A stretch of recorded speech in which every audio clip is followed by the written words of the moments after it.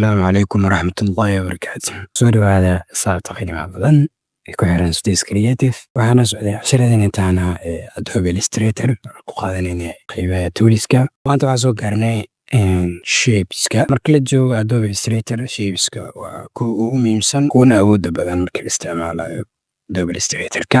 waxaan qaadan doonaa dhowr nooc oo shapesa kala duwan kuwaas oo ku qaban doono waxyaalo kala duwan ku qabsan kartid iyo kuwa kastamaaday aad sifaysan kartid triangle oo kale oo aanan inta kugu jirin. Photoshop laakiin uu leeyahay, laakiin Illustrator wuxuu kaga duwan yahay waxaa waaye shapeska adiga ayaa maaragtay samaysan kara kuwa ku gooniya oo custom ku ah.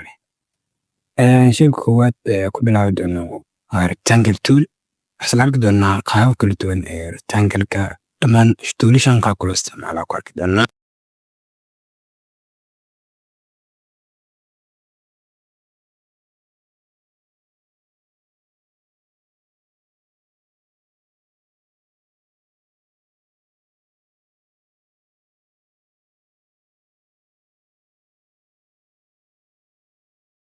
geesaha baa rounded ka dhigi doonaa.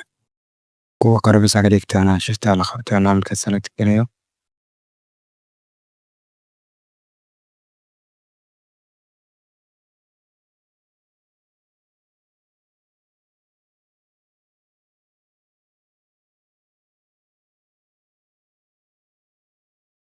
soo qaadan doonaa toolkiga ee maaragtay ellipse toolka. toolkan inta badan maaragtay waa ka maarantaa sababtoo waa rounded. waa ka dhigaa maaragtay rounded waaye sababtoo waa ka maarantaa. haddii ganadaas aa qabatid sababtoo ugu maamaysa waxaa waaye shapeka caadiga aa soo dooratid aa wax ka dhigi kartaa rounded. geesaas sidan haddaa u soo kuleysid geesaan maaragtay aa ka wareeji kartaa rounded sidaas uga dhigi kartaa. marka inta badan waa ka maarmi kartaa oo isticmaalaysid. marka ku xigo waxaa waaye ellipse toolka. taas la xirano shiftada la qabano si isku mid maaragtay halkaas aan dhigno oo maaragtay alta qabano mid kale halkaas dhigno labadoodaas la qabano shifti kadibna aasino.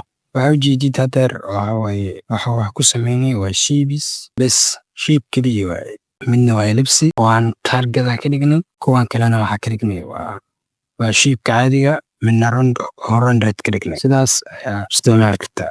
qaab kala duwan ayaa isticmaali kartaa. toolka kale ku xiga waxaa waaye polygon tool. polygon toolka qaabab kala duwan ayuu leeyahay. haddii sawirno kana qaabkan waa yahay oo leh geeso daar rounded ka dhigi kartaa. haddaa laakiin sidiisa soo haddaa maaragtay kilka cabsiiso oo haddaa ka dhigna 3 triangle oo noqon doonaa. triangle aa ka dhignay marka triangle oo noqday aan iska dilino. waxaa ku sameyn doonaa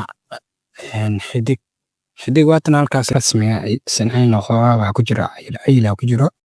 cayilkaas ugu yaraano marka soo doorano staaka waxaa sameyn doonaa control la qaban doonaa si ay noqoto mid rasmiga si ay noqoto xalas oo ku saxab la qaban doonaa control la qaban doonaa. sidaas ay maaragtay u dhigtaa xidigtii mid saxda sidaas ay u dhigtaa iska ku bedeli kartaa.